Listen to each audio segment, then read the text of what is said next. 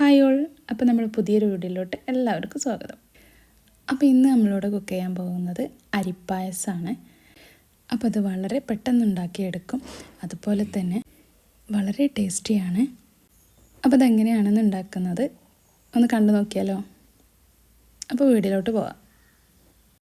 അപ്പോൾ ഇത് നമ്മൾ അരി ഇവിടെ നന്നായി വേവിച്ച് വെച്ചിട്ടുണ്ട് കേട്ടോ കുക്കറിൽ. ഇനി അതിലോട്ട് 2 കപ്പ് പാലെടുത്തിട്ടുണ്ട്. അതിലോട്ടൊരു പിഞ്ച് ഉപ്പും കൂടി ചേർത്തിട്ട് നമുക്ക് സ്റ്റൗവിൽ വെച്ചിട്ടൊന്ന് നന്നായിട്ടൊന്ന് പാലൊന്ന് കുക്ക് ചെയ്തെടുക്കാം. ഇതുപോലെ ഇങ്ങനെ ഇളക്കി കൊണ്ട് പാലൊന്ന് നന്നായിട്ടൊന്ന് കുറുക്കിയെടുക്കുന്നുണ്ട്. ഇനി പാലൊക്കെ നന്നായി കുറുകിയതിന് ശേഷം നമ്മൾ നേരത്തെ വേവിച്ച് വെച്ചിട്ടുള്ള അരി അതിലോട്ട് ഞാൻ ചേർത്തി കൊടുക്കുന്നുണ്ട്. എന്നിട്ട് ഇതുപോലെ കുറച്ച് ഇട്ട് കൊടുത്തിട്ട് നന്നായിട്ടൊന്ന് മിക്സാക്കി കൊടുക്കുന്നുണ്ട്. അരി നന്നായിട്ട് നമ്മൾ കുക്കറിൽ ആവശ്യത്തിന് വെള്ളം ഒഴിച്ചിട്ട് നന്നായിട്ടൊന്ന് വേവിച്ചെടുക്കുക. അത്യാവശ്യത്തിന് വെള്ളമൊക്കെ ഒഴിച്ചിട്ട് കേട്ടോ.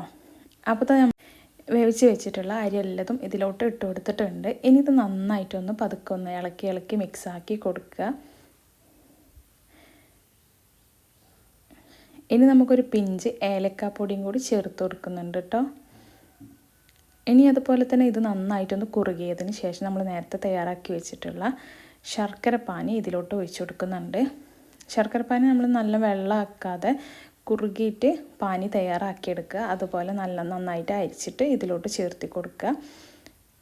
വെള്ളമായി പോയാൽ പായസ രസം ഉണ്ടാവില്ല. ഇതുപോലെ നല്ല തിക്കിൽ വേണം ഈ അരിപ്പായസം തയ്യാറാക്കുന്നത്. അപ്പോൾ ഇത്രയേ ഉള്ളൂ. അതുപോലെ തന്നെ കുറച്ച് നെയ്യിൽ അണ്ടിപ്പരിപ്പ് മുന്തിരിയൊക്കെ വാട്ടിയിട്ട് ഇതിലോട്ട് ചേർത്തി കൊടുക്കുക. അപ്പോൾ ഇത്രയേ ഉള്ളൂ, നമ്മുടെ അടിപൊളി അരിപ്പായസം ഇവിടെ റെഡി ആയിട്ടുണ്ട്.